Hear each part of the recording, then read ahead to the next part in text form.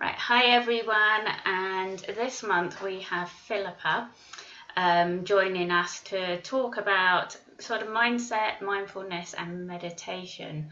I met Philippa, about 2.5 years ago, 3 years ago, must have been. Yeah, 2019. It was Was it? 20. Yeah, around Easter time, 2019. Yeah. And you were greeting me at the door as I arrived at the business conference, and yeah, just knew straight away. I think just the way you are, your whole personality and everything was like, yep, I like this lady. Because I'm quite bad at those things very much with my job. I look around and you're like, no, yeah, no. And then you got me, the first person you meet on the door. Yeah. Yeah. And Philippa actually become my business coach. So yeah, I love what she does and how she works. So I really wanted you all to experience that as well. So hi Philippa, welcome to the Live Better, Feel Better membership group. Thank you. You're welcome. And so I'll let you describe what you actually do because it comes better from you than it does me. Cool. Thank you, Hayley. So I am a holistic mindset coach and meditation teacher, and I work with business owners who want to take their business to the next level, but are in the point of not having any clarity. They feel foggy, they're very busy being busy, and they just don't know how to make that next step. So basically, I'm a clearer of fog and a layer of a path. So, and that's what I help people do. I believe that people have all the answers within. It's just sometimes we need someone there next to us to sort of point it out, as it were, that's what they're thinking. Yeah, I know when I met you, I was, and especially working on your own, you're drowning. And I think that comes with business and personal life when you're Yeah. in your own stuff. You're drowning, aren't you? And it's having that person on the outside. And I know you were definitely that with me. I've done a lot of crying with you. That's okay, and I think that that's okay, isn't it? I mean, I have a coach. I think all good coaches have coaches, and I think that's really important. I cry with my coach because it's a safe space, isn't it? There's enough Yeah. of a distance between you and the coach, as it were, that they're not in it. They don't know what's going on. They don't know who the person is or the experience, and it's just having someone by your side, isn't it? So that I mean, my business is called Hold My Hand Coaching, and it's called that on purpose because loads of people would say to me, I just want someone to hold my hand, so Yeah. they don't feel like they're on their own. Yeah. And I did start off working with women over the age of 40 who were at that point where they were sort of at a V in the road, as it were, a fork in the road. They could go one way or the other, but they weren't sure which way to go, and they weren't sure what were the implications of that. So, and then I've sort of taken that and built it also into sort of business, working with business owners. Yeah. Yeah, Yeah. because it is. I think it is. I think a lot of us are, is we're not too sure where to take the business because there's so much changing, but we also don't know where to take our life, don't we? We all hit Mm, those points. yeah. Um, and I know you're not as old as me, but some of us when the kids have left home and all those sort of things, it gets very much of where am I? What am I doing? Yeah, totally. I mean, when I hit 44, I'm 44 now. When I hit 40, I just finished an 11-year relationship, and it's like, what's next? Where do we go from here? Do I still want to carry on with all that was before, or do I want to change? So I had coaching then as well, because it was a point in my life where I did need to have a sounding board and be able to get off my chest all the things that were going on in my head, basically. Yeah, and I think it doesn't matter where we come from. My son's had an accident with his leg. He has me because I do all this stuff, but he also is talking to someone else because it has knocked his whole life. I mean, Yeah, he's not been able to work. He's in rehab with it all, and generally he's okay, but there's still stuff, and he needs someone outside because he said, yeah, you're great, and I think, but I know what you're going to say. Yeah, yeah, exactly. And sometimes we're just too close, aren't we? We're Yeah, just too close. Yeah. yeah, it's good. So, how did you get into meditation and mindset and everything? So I actually had my own fitness business at the time. So I retired from the fitness industry last year, so in September 2020. And back in September 2014, I actually joined the business program that you joined, yes, with my fitness business. And at that point, I was on my knees. I'd just carried on teaching my fitness classes all the way through having shingles. And earlier in the year, I'd been at the point where I was thinking about ending my life. I was in a very, very dark place, as it were. And I joined this business program, and on the business program I was introduced to mindset work and meditation, and it completely and utterly flipped my business, my life around. It was like it was the answer that I'd been looking for. Earlier in the year I'd been put on medication. The medication hadn't worked in terms of I'd been diagnosed with depression. It had actually made it worse, and then I became suicidal. And so I'd then come off the drugs, seen a counsellor for a little while, stopped that, was still working, got the shingles, thought something's got to change, joined the business program, and then mindset work and meditation was introduced to me. And it was like, why didn't I find this earlier? But as it was, it wouldn't have been right if I'd found it earlier. We all know things turn up at the right time for us, but it completely changed everything. Yeah. I took on team, I was working less, I had more money, I had more time, more clarity about what I wanted to do. It was amazing. So yeah, It just gives that's you that time, doesn't it, to just stop and refocus. yeah, totally. As much as we have to sometimes convince ourselves to sit down and do it. Yeah, yes, exactly. Says the person that was going to do it this morning and got tied up in something else. And it was really like, you need to sit down and just give yourself a couple of minutes. But it's easy to do, isn't it? And then this is the interesting part, isn't it, of how a part of us will then try and stop us from doing the thing that will actually make us better, that will lead to change. And I love understanding that, and now being able to listen to all the different parts of me that are talking all at once. It's quite a chatty place in my head sometimes, but also being able to acknowledge why they're saying what they're saying. So why is my ego talking about this, where there's another part of me talking about something else? What's all of that? Which one do I want to go with? Why? How can I support them?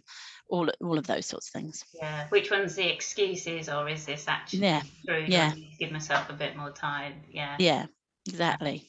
Which is just self-awareness, isn't it? And yes, that's what you learn, I think, through mindset and mindfulness, really, isn't it? Yeah, and for me, so I have a biology degree. Yeah, I was a science teacher before I had my fitness business, and I am very much about how meditation changes the layout of your brain. So, and obviously mindfulness does the same, the neuroplasticity of it all.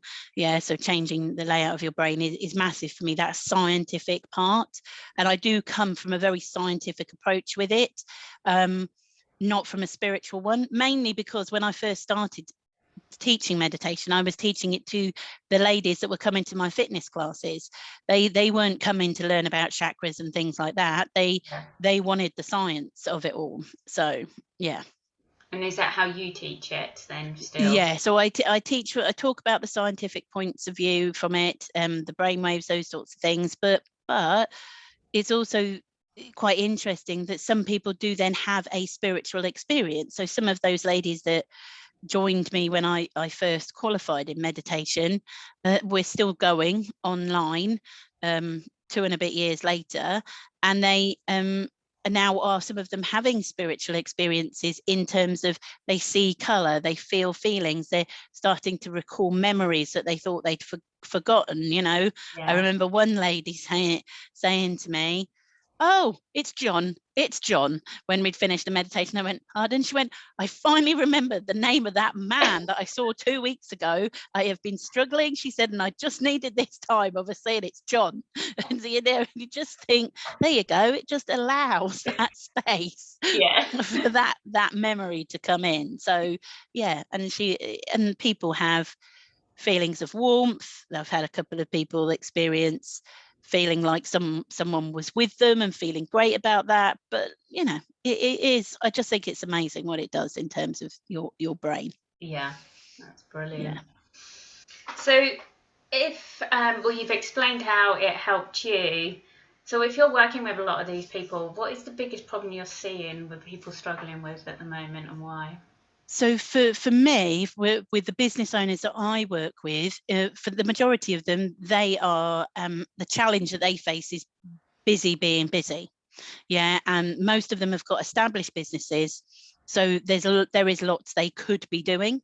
So they do find that they are doing a lot, which then means that they've got no wiggle room to make any changes. So they've got no idea, how can I be able to fit this in or make this change when I haven't got even enough time to eat some days, So and that is their biggest challenge, which I'm just lead into the next bit that I know is coming, because I can, is it's my challenge. Busy being busy is my challenge as well. However, I now know the tools, the skills, all the methods to get through around it and to manage it, and also to notice it.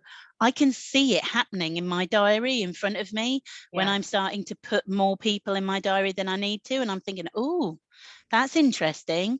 Why is a part of me doing that? What am I trying to avoid doing? What am I trying not to look at while I'm being busy? That's it. So I'm able to take a step back from it, which I wouldn't have been able to do previously. So yeah. Brilliant. So it is just about, isn't it? Because it doesn't matter, again, like we were saying about work or thing, we all do that, don't we, in life? It's just and I think, I don't have children of my own. I have stepchildren, but I've got friends who've got children, and again, being busy, cleaning, all of those sorts of things, and then they say, but I'm not really happy with life, and it's finding, how do we get out of that habit to be able to find a sort of glimmer of light of where you want to go.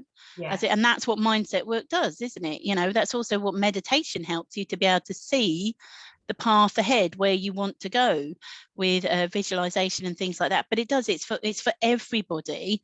I've simply chosen business owners because it was right in my business where I was completely lost, and it was affecting everything. Because then I think we do. I think if we work for someone or we're doing something and we get so wrapped up, you're coming at everything the way I teach as well. I'm very much on a big path at the moment. It's just like, it is a real self-awareness of what is it that I want, what makes me happy. And yes, we have to do the mundane stuff. I had a brilliant it wasn't even a saying, she just was down to earth advice from my auntie when I was younger. She said, you can do as many courses, workshops, spiritual stuff as much as you like, or generally get busy in life, but you always need to clean the toilet. Put your hand down it and clean it. Stay in the real world. And yes, we do, but it is finding that balance, isn't it? And totally, that balance is it's like the golden goose or something like that. That is the thing that so many people are reaching for. But actually they don't realize it's right there under their nose.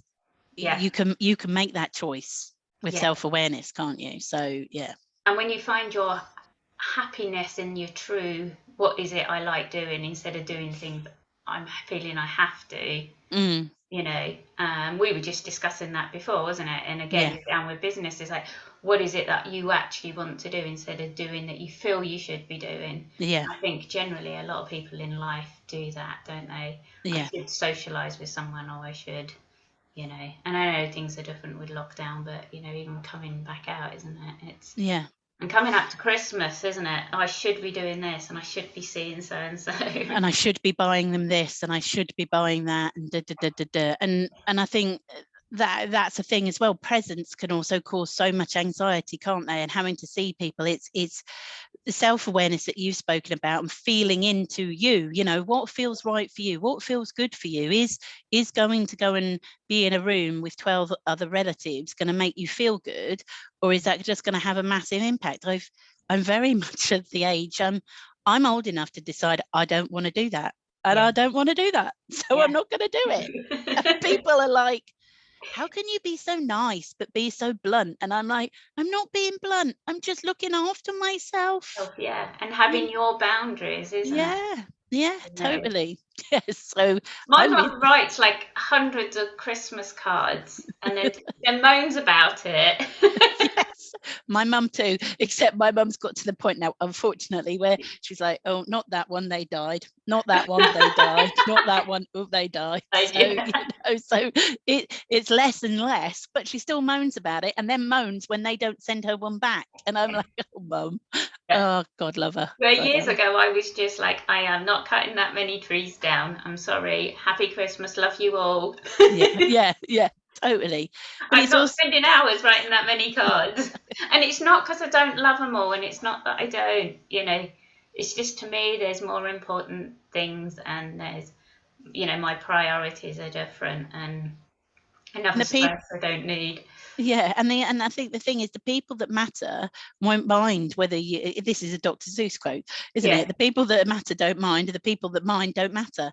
So it doesn't matter. I always, in the fitness business, had great intentions of writing fitness Christmas cards to everyone, and I would run out of time, so they'd end up being New Year's cards. Happy New Year, and I remember one friend saying, why don't you just not bother? Don't bother. It's okay. We don't need it. We know that you're thinking. I'm like, okay. I needed someone else to give me permission for that one. So it's like, so silly. So silly.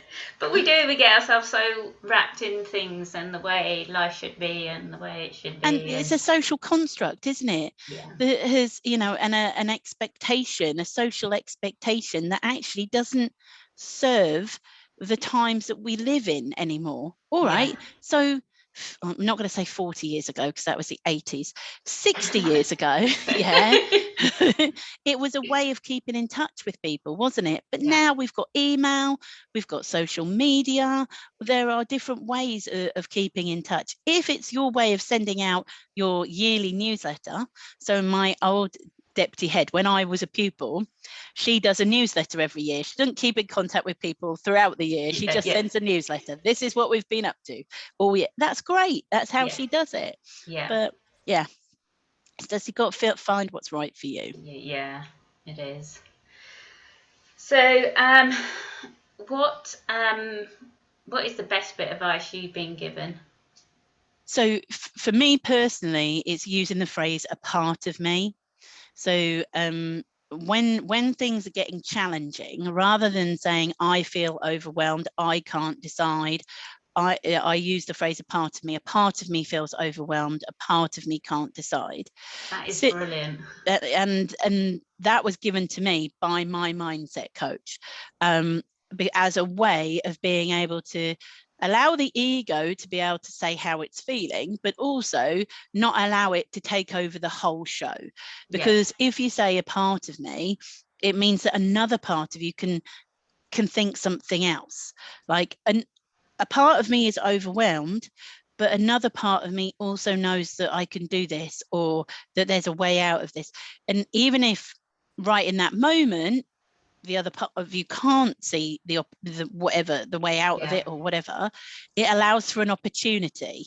Because when we are overwhelmed or procrastinating or feeling stressed out, our prefrontal cortex is numbed out, and that's the part of us that we need, all of this sort of stuff. It's a part of us that we need to get out of that situation.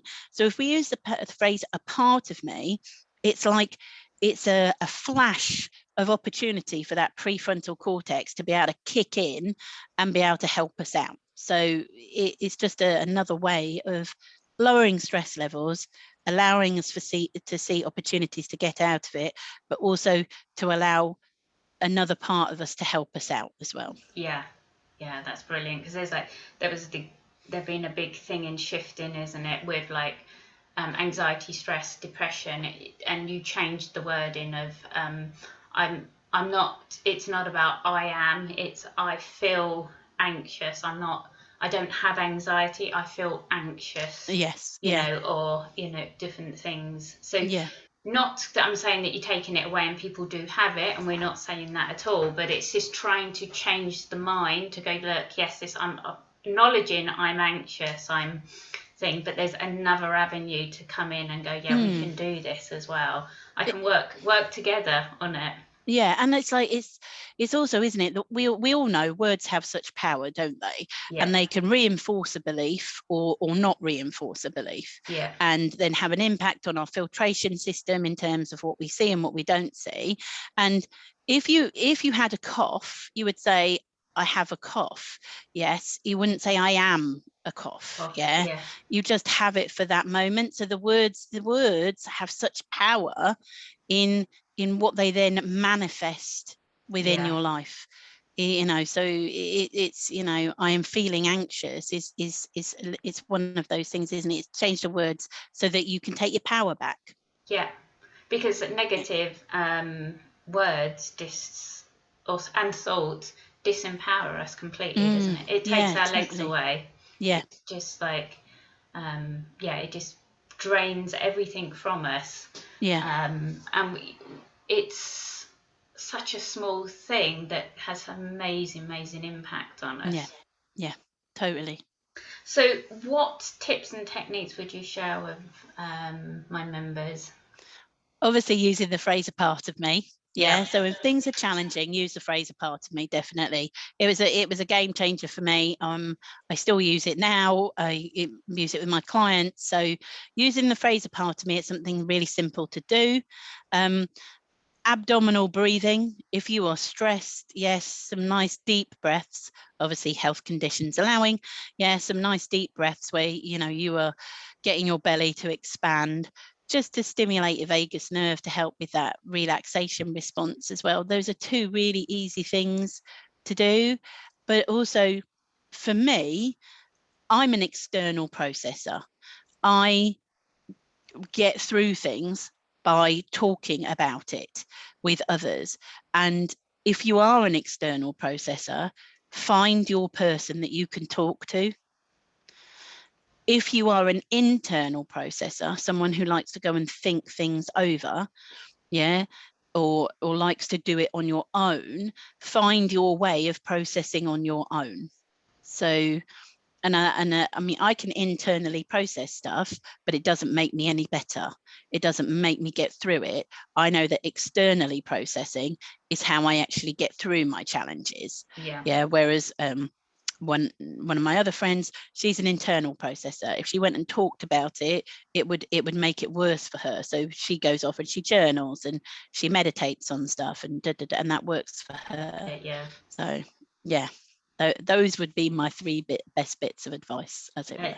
They're brilliant, nice and simple, but really effective. Yeah. I think for me, the external processing, because someone said to me once, "Oh, you're ever so chatty," which your members are obviously experiencing now. Yeah. But actually, that's how I work. That's how I am chatty. I do talk stuff through. That's how I work. So find your thing. It sets you free. It's just crazy how helpful that was, and also my last bit would be is if something's not working for you, there is another way. There is always another way out there, and that is my big thing in business. You don't have to be chasing a six-figure business. You don't have to be doing this. You don't have to be the yummy mummy at the school gates or whatever. You don't have to be. There is another way to do stuff. And it's showing people that there is that opportunity to do that. I've obviously been a teacher, I've had a fitness business, and then I now have a mindset business. You don't have to stay with something for the rest of your life. Yeah. And it doesn't work, change it. Yeah. Isn't it? Yeah, totally. Brilliant. This has been great to catch up and great to actually hear your background, because with the whole thing we all sort of get thrown together, don't we, and don't hear the background. You hear mine, but yeah Exactly. And I mean, for me, I think it's good to talk about it, because for some people there is still that stigma around the fact that you have depression, or the one has been suicidal. But so far, the only thing it's affected is whether I got life insurance. And actually, that wasn't really the problem, that I'd been suicidal. It was my weight. So, so it's just like, the truth will set you free. It's not, and the more I talk about it, the more people go, oh, yeah, I felt like that, And there's been numbers, we talk about it a lot in the membership group and everything, there's been, and they all know I've talked about it before with one of our members who was very honest and open about her long-term serious depression that she deals with. There's been times in my life after the car accident and everything where I just, I was just like, what is the point? Yeah. And I couldn't see a way out. Yeah. And so we've all hit there, we've all been there. And even if it isn't something that's been drastic, there's been plenty of times we've all thought it, because things are feeling so bad, you just cannot see a way out. So, like you said, that real thing, isn't it? If it's not right for you, change it. We shouldn't be feeling, that, trapped, really, that we don't feel that there's a way out. And that self-awareness that that you talk about, that it is that self-awareness. It is knowing what's right for you. And there has been this social idea that, that if we say that we felt that way, that shows weakness. But it's not weakness. No. As soon as you say, that's how I feel, you take your power back. That's where the power is. Because it just set me free. It's not a dirty little secret anymore. This is how I felt, and that's okay. And this is who I am now, and this is like you said, and I do not want to go and stand with 12 other people in a room. No, I'm not going to do it. I'm going to have fun with my dogs. Yes, this is what makes me happy. That doesn't. And then that's fine. And I think we feel like we have to do so much, and that's not what life's about. Why? No. I know. I think I remember years ago, my mum, I'd had an operation and a friend was coming around to see me, and I'd only been out like a day or so, and I had knee all wrapped up and everything. And you need to go upstairs and make yourself look good because they're coming around. I was like, no. I was only about like 15 or whatever, but I was still like, no. But it was just like, but I needed to be that certain way. I needed to, if they can't cope that I look a bit rough because I've just had an operation, they shouldn't be coming to see me. But it's that internal conflict of who we truly are and the persona that we have projected to other people, that then can sometimes get to the point where it really just grates. And we only truly know ourselves. No one else knows us. They know their perceived experience of us. So if that's the case, if no one truly knows us, then we might as well do what we want to do. Oh, brilliant. Well, I think that's a perfect place to end it, and I want to thank you for your time, because I know you are busy, but not busy being busy. You're just busy. And I do appreciate that we finally got to do this. No, thank you so much, Hayley. It's been absolutely marvellous. So lovely to spend this time with you, and thank you for inviting me. You're welcome. And I will, obviously, I know some of them are not running their own businesses or anything, but I know you do run other stuff. I know it's very similar to me, but I am all about everybody doing different things and hearing things in different ways, and, working together. It doesn't matter if we're doing the same thing, it's still good. Our thing is about getting it out there. So I will put your information and that out, because I know you do run your meditation classes, don't you, and things like that still. Beautiful. So if Thank anything you. comes up, and your Facebook pages and everything, okay? That's really kind of you. Thank you, Hayley. Thank you. You're welcome. Thanks for joining us. Thank you. Oh.